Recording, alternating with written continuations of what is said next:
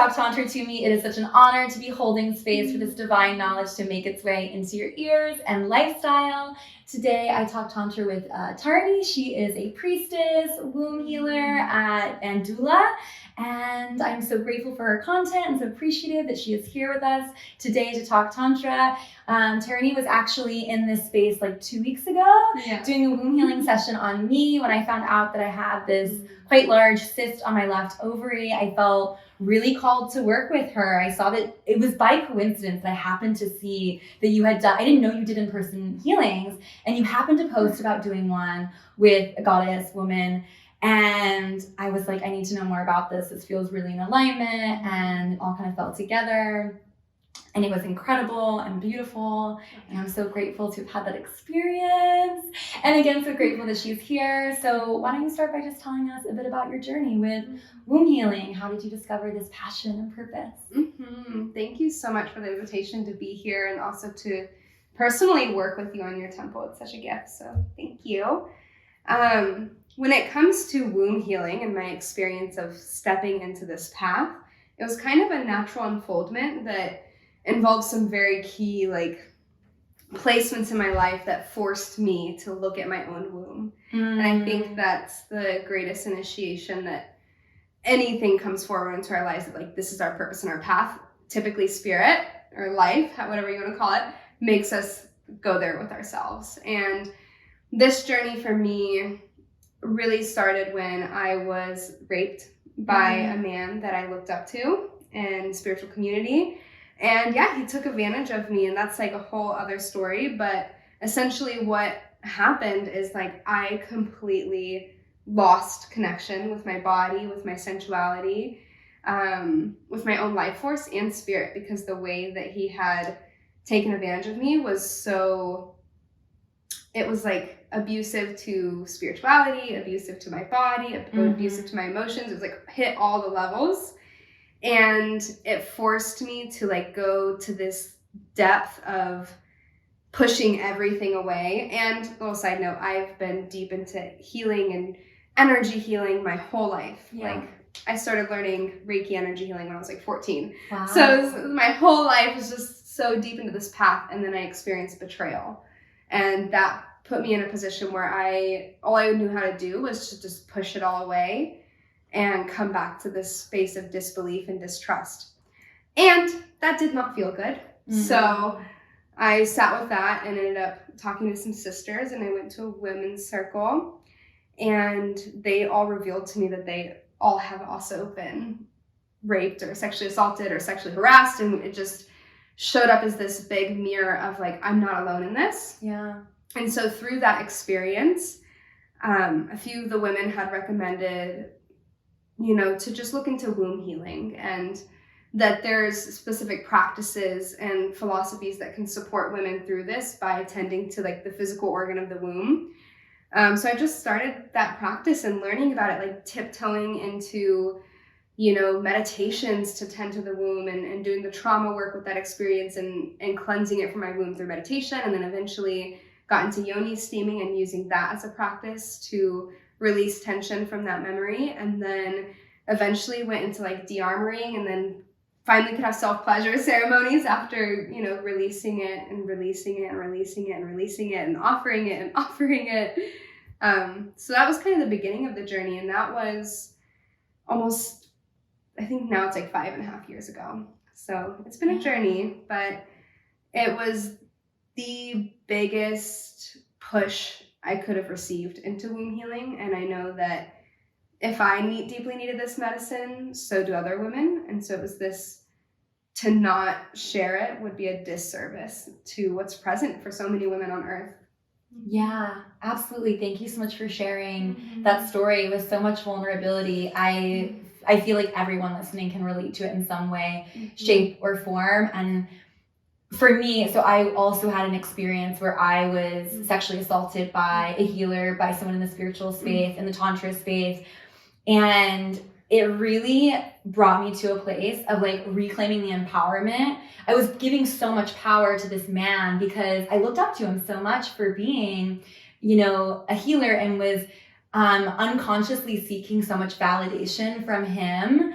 And when I fully owned what had happened to me and what had happened to my body, it really put me in a place of empowerment to reclaim my essence and to step into the space of like being my own guru and being my own spiritual leader. And I would love to speak into that experience of, you know, owning your body temple. Like, what does that even mean? Oh, thank you so much for speaking to that, because my experience was very similar in the way that it taught me to not pedestal anyone. And I think when it comes to honoring and cherishing our body as a temple, that is one of the number one principles, is to remember your worth, which is not based off of how much you know or who you know or you know what you're doing. It's actually based off of the quality of your heart and how present you are with your life. And so when it comes to that practice and that principle, it all begins there with honoring our bodies as sacred temples, whether that's sexually, sensually, through our businesses or our careers or the food that we're eating. It's like, how do I cherish myself? How do I nourish myself? How do I actually put myself first? And sometimes to do that, we have to just shut out the world and really tend within. Yeah, like when you're putting yourself first, you're actually also putting everyone else first, because you're in a place of putting yourself in the position to be of the greatest service.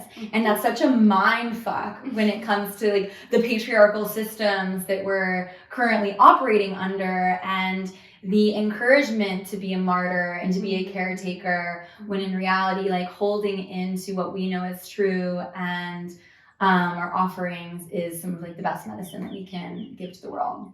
So where does this bring you now? Like, what are you birthing into the world? What are your current offerings and like space of service? What does that look like? Yeah, my greatest service right now is supporting women with womb healing. So that really looks like doing in-person sessions like we did, you know, tending to the body as a temple by releasing the armor and the stored trauma from the physical body and the energy fields.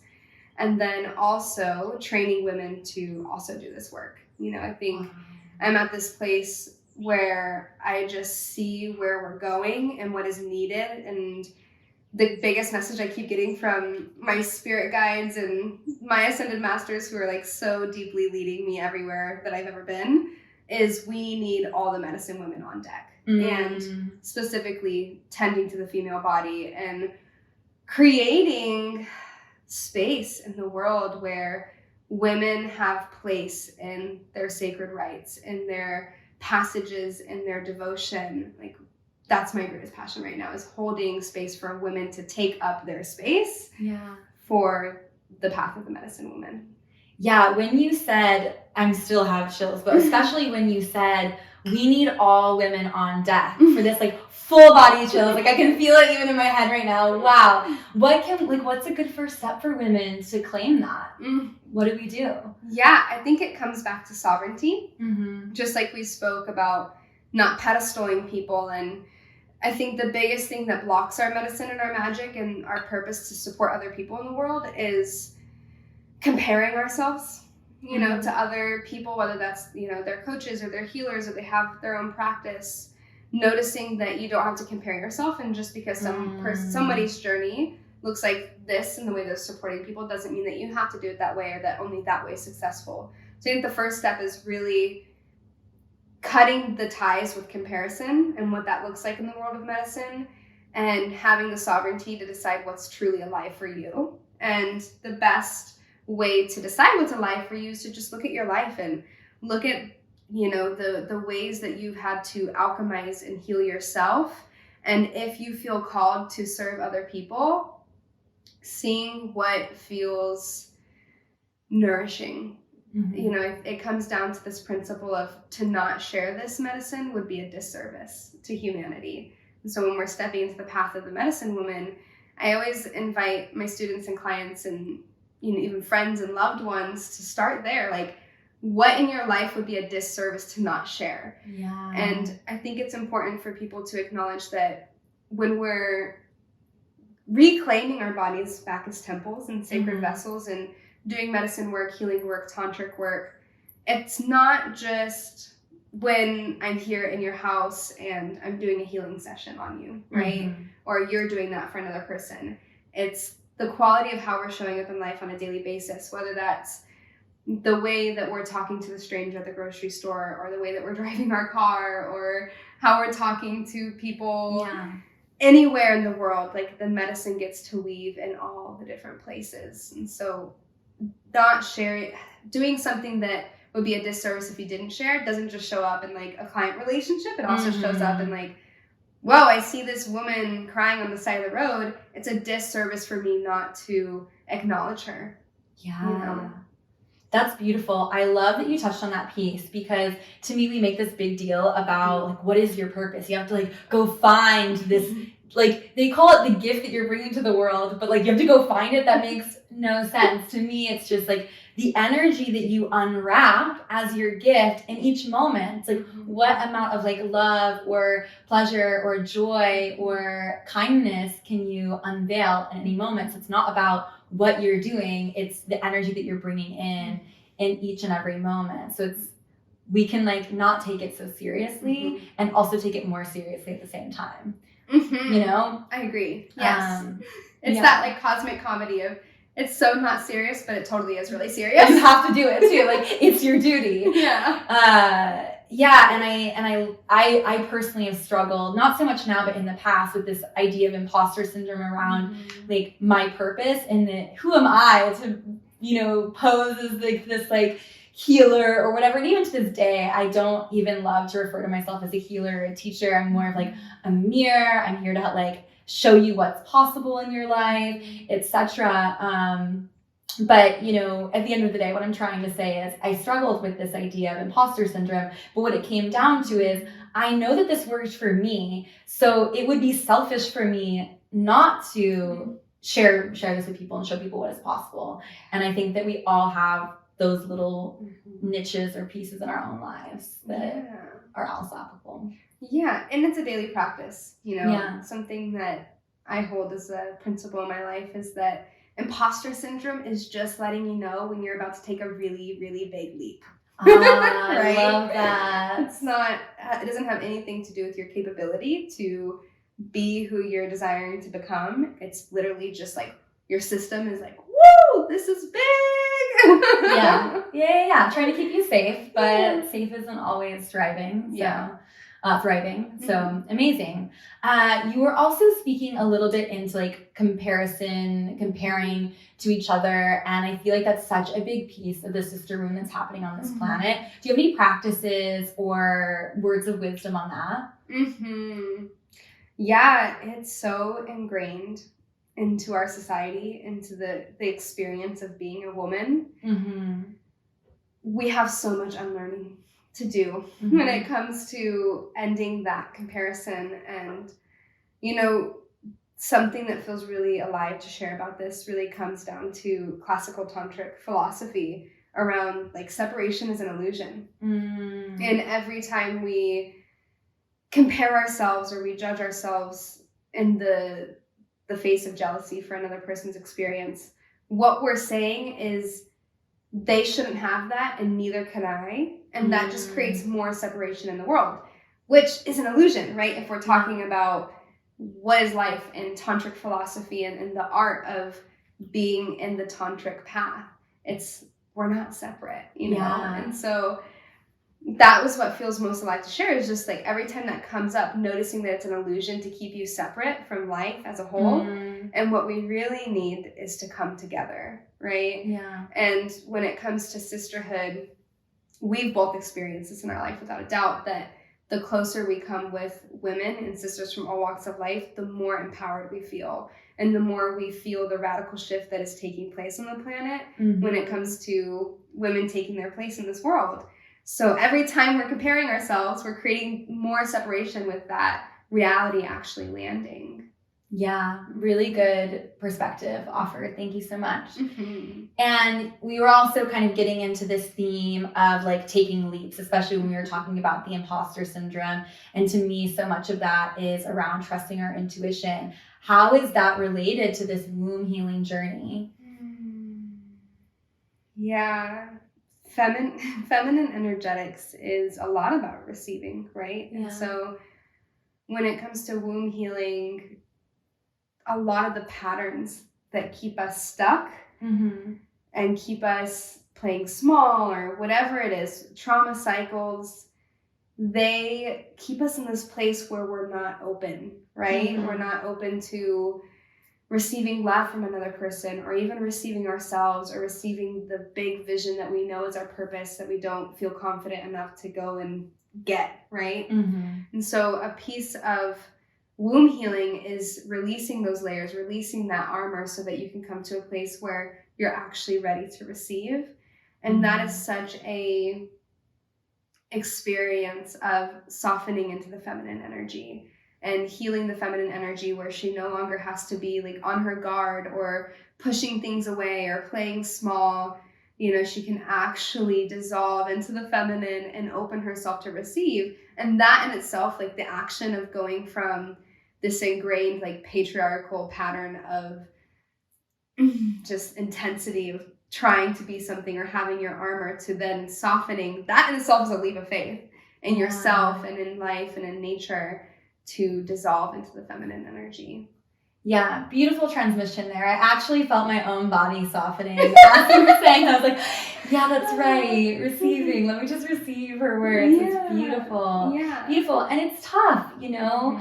I feel that we're so conditioned to put all of our power and trust in places outside of ourselves, whether it's, you know, our parents from a very young age, to, you know, religion, our government, schools, teachers. And so to empower yourself with your own intuition is like deeply rebellious. Oh yeah. Right? Deeply. And to me, it's finding, like, I find that it's helpful for me to align myself with the archetypes that are that, because it's the fear of being persecuted for following your intuition is like in our DNA, right? Yeah, so deep. You know?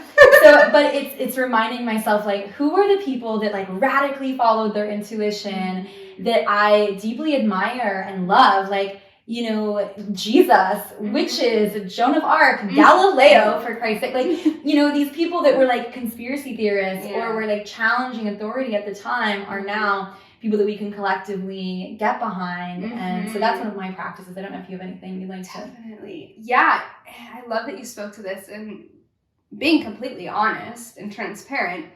It's a lot easier to say I'm going to dissolve and soften into my feminine so I can receive than actually doing it, right? Because we have so much genetic programming, DNA programming, planetary programming that we have to even chisel away at to let our bodies somatically release into the experience of softening. So it's a lot easier said than done. But similar to you as the archetypes, there is a big practice in my life that is simply giving myself permission. It's like giving that part of me that has that desire permission to dream, permission to expand, to, even if it's just within my own home, my own body, feel that viscerally, you know? And then through feeling that energy begins to shift, and it's like, oh, okay, I can actually live in this paradigm that's brave, that's you know, embracing the wild woman, and it's just like, like, I'm gonna change the way that we receive in the world and give ourselves space to do that.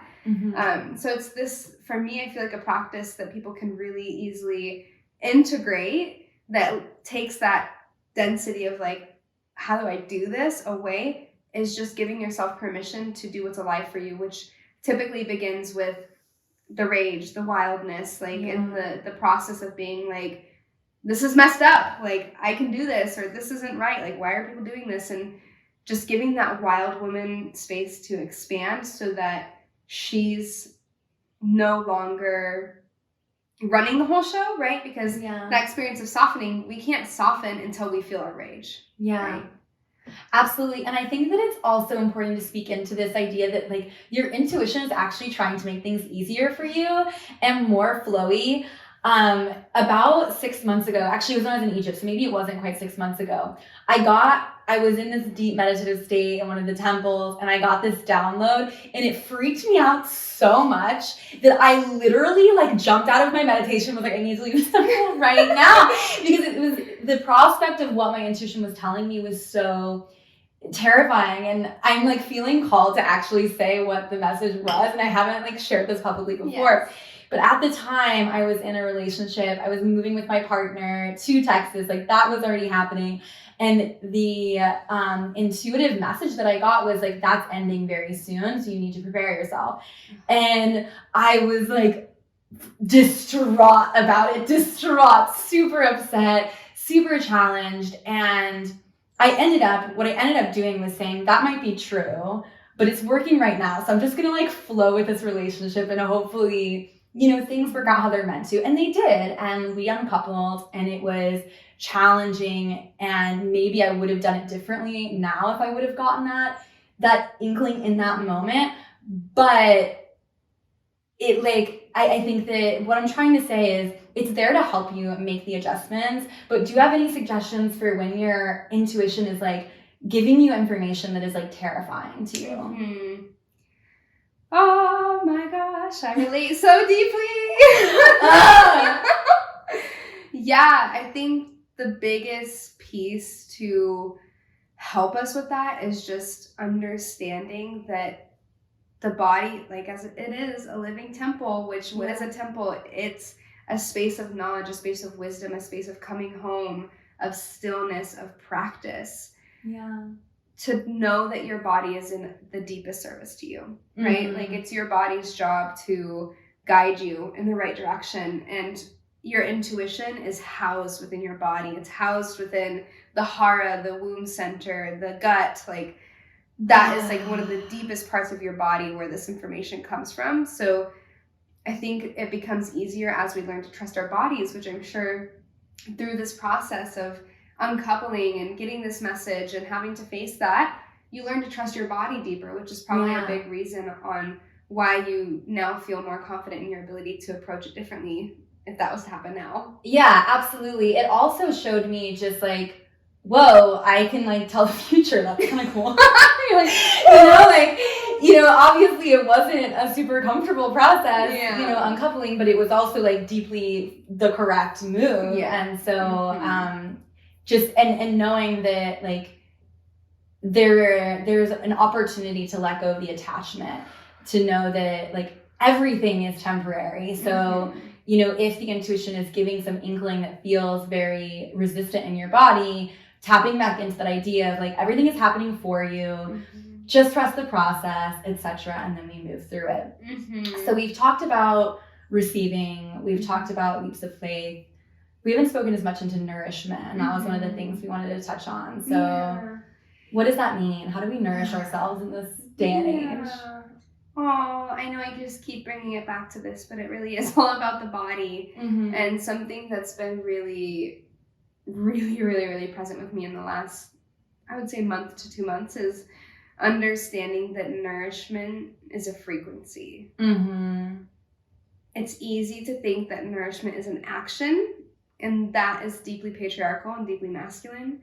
But when we really look at it, nourishment is actually a vibrational essence, because we can take the bath and we can sit and listen to the podcast or journal, but that doesn't mean we're actually nourishing ourselves. Sometimes that can just be an action that we're trying to do to find nourishment, but unless we're finding the vibrational resonance of nourishment, we can't really embody that, right? And so the way that this came up has been super interesting for me in my life. I had just got out of like a 90-minute massage.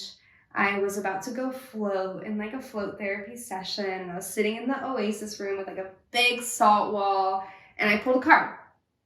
And the card that I pulled from this deck was an animal card, and it was a squirrel. And it was like, it's time to learn how to nourish yourself. And I was sitting there and I was like, what? Like, I just got out of the massage. I'm about to go float. Like, this is, how much more can I really nourish myself? And that was kind of the inquiry that I had around this card. And now in hindsight, I'm like, oh, I totally get it, because I was doing the actions, but there was certain things that I was not doing, which was inhibiting me from receiving the vibrational frequency of nourishment. And that had to do with my body. So my digestive system, I've always really struggled with it, like from a very young age, would have, time periods of constipation and just really not feeling well. I've just gone through it with my digestive system, which is deeply related to the trauma I've experienced in my childhood and, being sexually traumatized. A lot of that was held there. And so because of that, my body was not receiving the nutrients of the food that I was putting in, because there's just old stuff in my digestive lining, and my small intestine was not functioning properly because my microbiome was messed up, and I had tried all the things and still wasn't finding it. And so this message that I got from Spirit was I'm not actually nourishing myself because I'm not tending to the foundation, which is my body. Yeah. Right. And so when we're looking at womb healing and temple arts and tantric practice, we're all coming to the body to do this, right?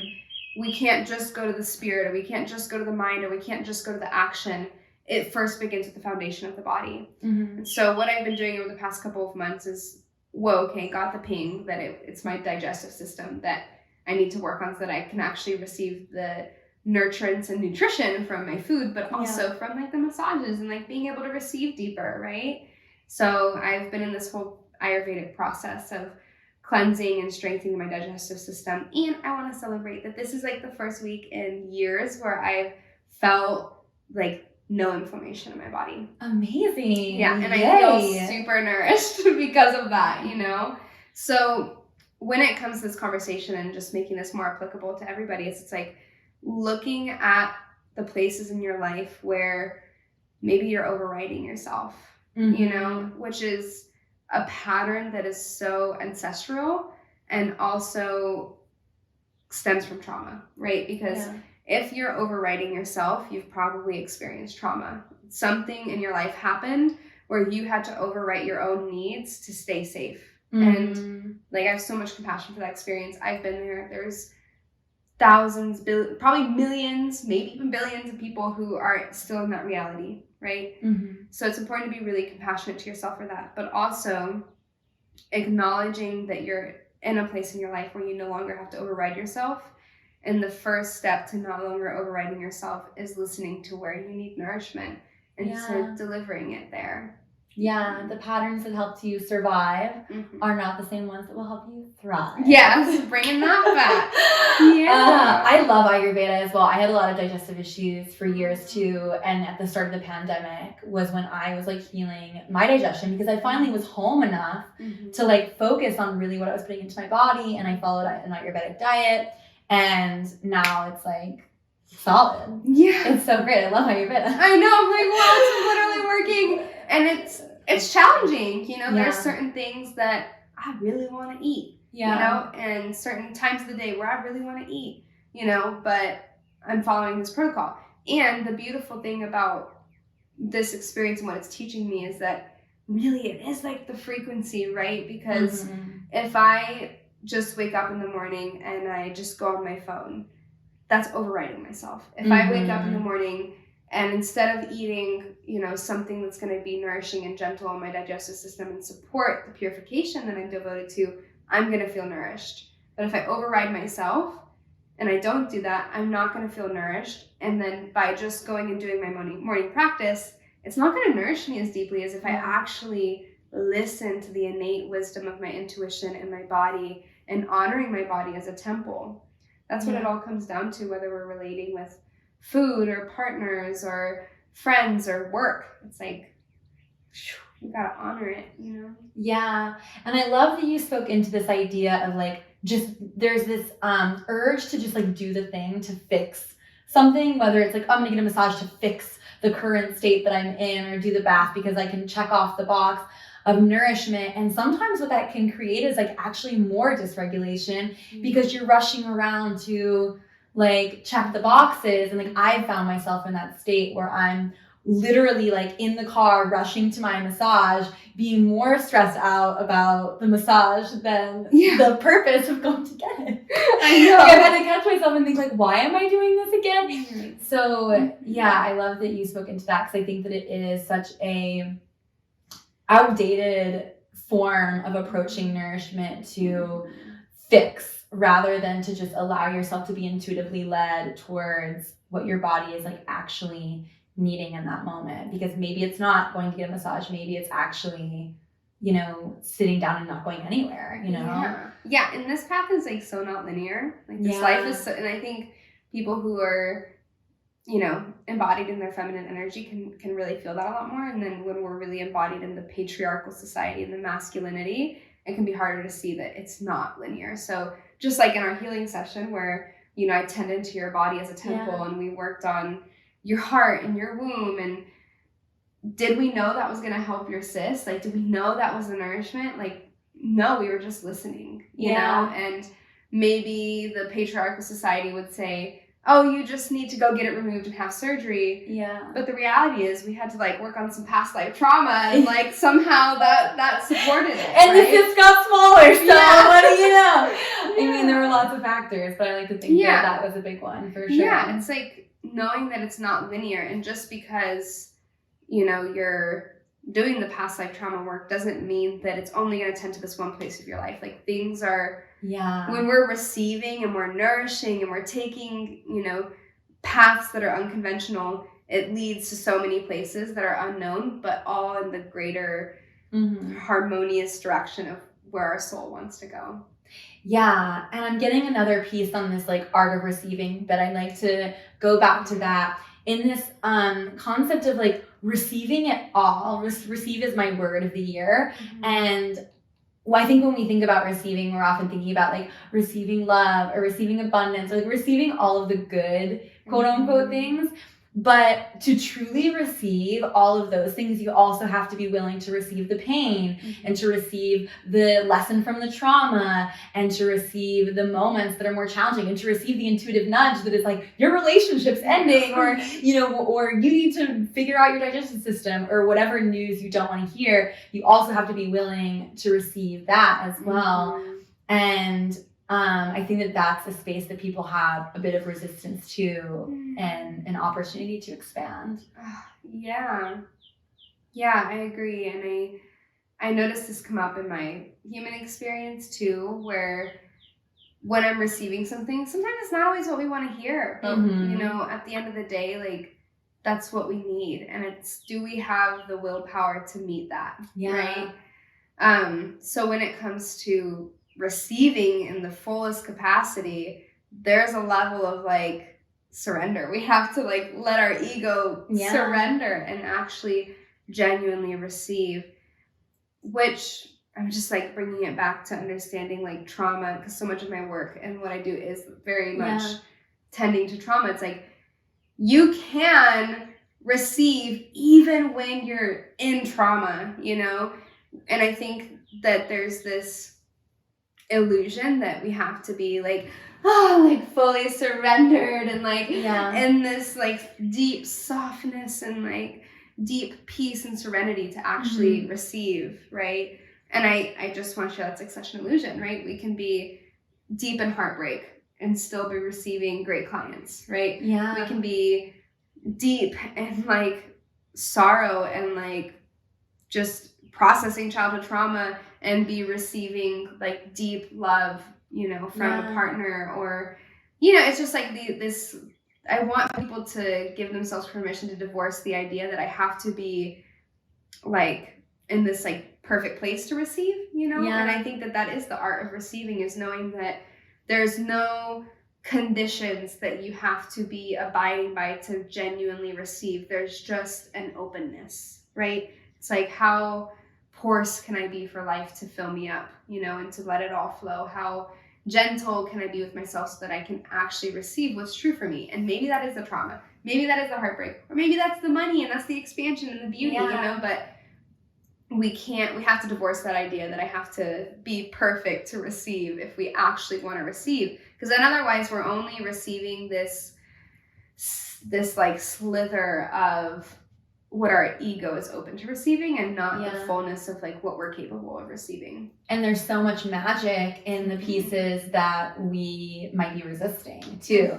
Like it comes back to the divine dichotomy that the deeper that you are able to receive the pain and the trauma and the heartbreak, the greater your capacity to also receive the love and abundance and goodness. Yeah. You know, so creating the spaciousness for both is so important. And I think that like the easiest example of that is like romantic love. When you open yourself up to be vulnerable to a new lover or connection, you're energetically telling the universe, I am willing to take the risk of pain, of heartbreak, of loss, because everything ends, whether it's death 50 years from now or it's 6 months from now or whatever, like that's going to happen. So you're energetically telling the universe, I'm willing to take that risk of pain in order to receive the love. And so you're making that contract in every moment with each and every thing and being. Yeah, and that is the path of the priestess. Yes. You know, and everything that I know we're both so deeply devoted to, and you know, and the path of the tantrika, the path of the goddess. It's like, I know this is all working for me. Yeah. You know, and that is such an important thing to ground into like our bodies and like the way that we move through this life. It's all happening for me. The pain, the illness, the heartbreak, the pleasure, the expansion, the gifts, like it's all happening for me. And knowing that it's all leading me to the ultimate space, which is unification with God, goddess, source, frequency, right? And so if we can know how to just receive all the sides of the spectrum, the full range of the human experience, then we're actually living in like the embodiment of the tantrika and like the priestess, right? Yeah, and I think that there's this illusion that we have to like receive it all and then just like hold it all. And it's this like energy of like, I'm dying to hold all of my life together, like the good and the bad and the blessings, and like the universe is just like pounding on me right now. And it's like, it doesn't have to be that. It can be like, let me just actually like flow with it. Like I don't need to hold the 5-gallon bucket of water. Like what if I just like poured it on my body and just received that flow too. Yeah, especially when we receive something really good. Like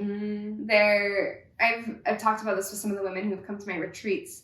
There tends to be like a tendency where, you know, the retreat's over and they become more, they start to mourn the experience being over and that they're going home. And I always just like to remind them, hey, like you get to take this with you and nobody can take this away from you. Not time, not space, not other people. Like this is what we are receiving in life is literally encoded into our DNA. Like our DNA stores information, and the information it has stored for many, many generations is our life and the experiences that we've had and what we've received. So it's not going anywhere, you know, like who you are. Yeah, like it's happening. So we don't, like we said, we don't need to hold on to it. Actually, we just get to like be in a state of relaxation and trust and knowing that like, okay, yeah, this is here and it's always going to be here. Beautiful. I love that. Okay, I have just a couple more questions. One, so we've been talking a lot about like the feminine and feminine aspects, etc. And this is a 2-part question. One, how does this relate to men and maybe their inner feminine? And 2, how can men support women in, you know, becoming, what was the word that you had said at the beginning, or the phrase that I was like, that's activating, to get these women on deck, to empower them? How can the men empower them? So connecting with their inner feminine and then empowering women in their lives. Yes. Oh, thank you for asking this question. I think it's so important to address the men because I'm in a space in my life where I am opening to men for the first time since sexual trauma. And this is like the past year is teaching me that process of like, okay, how can men genuinely support this revolution that we're all going through? And so through my personal experience, what I can honestly say to the men is you get to be the space holder. Like that is where we need you the most, is to hold us where we're so tired of holding ourselves. Yeah. You know, there's really nothing else that I need from men, you know, other than them to just like hold the space. It's like they're holding the field psychically, spiritually, energetically. Like that's such a beautiful part of the masculine pole is like his greatest embodiment is just holding it so that the feminine can soften, so that she can receive, so she can remember she's supported and she's held. She doesn't have to keep it all together. And what that practice would look like for a man, I believe, is him believing in himself and integrating all of these principles and practices for his own feminine energy so that he can fulfill those parts of himself that so deeply crave to be met, felt, surrendered, nourished, just like because it's within all of us. Yeah. And when we integrate that, the masculine energy can do its job of holding, right? Of holding the space, of being the backbone of creation. I've had a lot of experiences, especially since I was in Egypt. We were in Egypt around the same time, right? Yes, we were. So cool.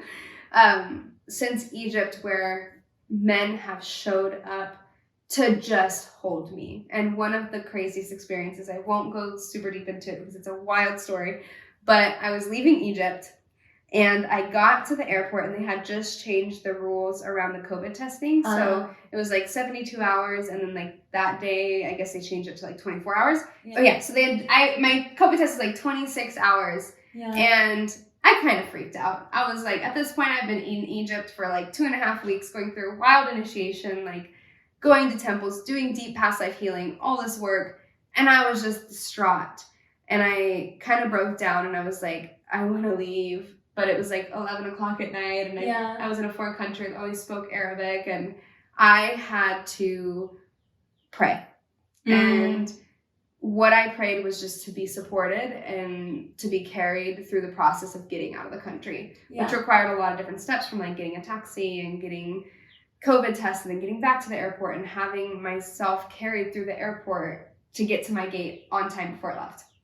So essentially what happened, from the moment I prayed, a man was in front of me to help me every step of the way. There was like 20 men to hold me through this experience where I'm walking out of the airport, a man comes up and is like, do you need a taxi? And I'm like, yes. He gets me the taxi. He tells the taxi driver where I need to go, what needs to happen. The taxi driver's a man. He takes me there, and just then from like getting back to the airport, there was like 5 different men that helped me through the different gates and helped me get to my gate on time, Wow. So it's just this experience of my feminine trusting the masculine enough to be received and held, but also the masculine being palpable and ready to hold that space. Yeah.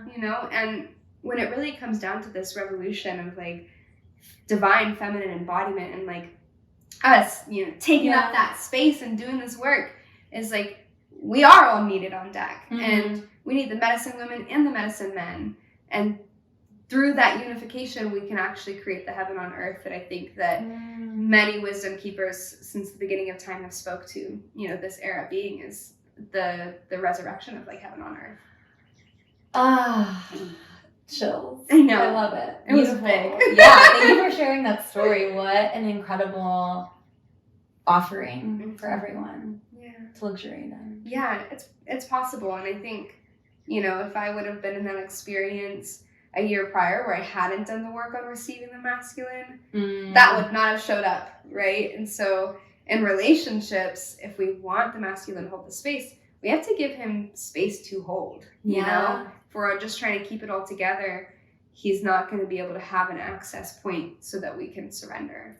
Yeah, and I think it's like for both parties, for the women to understand, like, it's normal to have resistance to trust the man because the masculine, because we've been fucked, like, repeatedly through literally and physically, metaphysically, like, all of the things. Yeah. So giving yourself the awareness of, like, it's normal, but also the patterns that helped you survive are not the same ones that help you thrive. And for the masculine to understand that she's going to test you, like, she has to, and so to hold that for both parties. Yeah, and, like, that's her process of unraveling the degradation that has been happening to us and our ancestors for like 3,000 years or longer, so there's a lot of unraveling there. So it's important for the masculine to have compassion for that experience for the feminine, and also for the feminine to have the openness to receive the masculine's role in her healing. Absolutely. Beautiful. Anyways, last couple of questions. So first thing I want to touch in on is, what are you offering now for people? Like, how can they get more of you?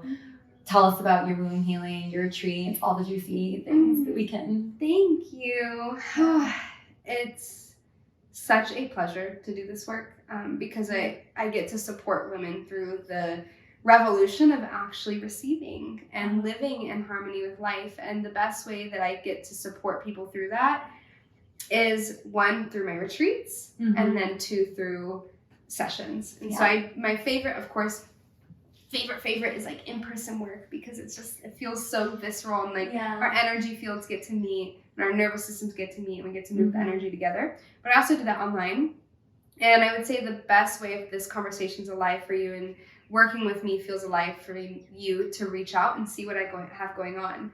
Throughout the year, I host a variety of retreats. The one that's coming up the soonest is a temple priestess retreat in Mount Shasta. And this is my 5th retreat holding in this sacred space around embodying our temple and how that relates to the ancient priestess path of self-honor and the mysteries and internal alchemy. So that is really alive right now, and what I'm sharing in the medicine that's moving through me as I prepare for that retreat, which will be taking place from June 9th through the 12th. And then the second best way is one-on-one work. Like, that's such a powerful transformation that we can invoke together. And that's available at any time. So the best way is just to reach out and open up that conversation and seeing where you're ready to transform. Beautiful. Thank you. Yeah. Definitely get on that, everyone. Yeah. And what awakens your arrows? What turns you on? What makes you feel radically alive? Yum. I would say what turns me on and gets my arrows activated is being grounded in my femininity and untamed in my femininity and unleashing the paradigms that the patriarchy has, like, tried to push upon my psyche and my consciousness, and being the sacred rebel to just like be like, no, I'm a wild feminine and I'm going to do what I want. Yeah. And that experience really turns me on, which is why, of course, my soul chose this path. I love it. I'm here for it. I'm loving the expression. Yeah. It's really fun. Beautiful. Cool. Well, thank you so much for being here. Thank you for joining me today. And I also want to express my gratitude to the listener. Thank you once more for opening yourself up to the idea of sacred intimacy. With gratitude and so much love, have a sexy and spiritual day. And we'll catch you next week on Top Tantra Team. Ta-ta.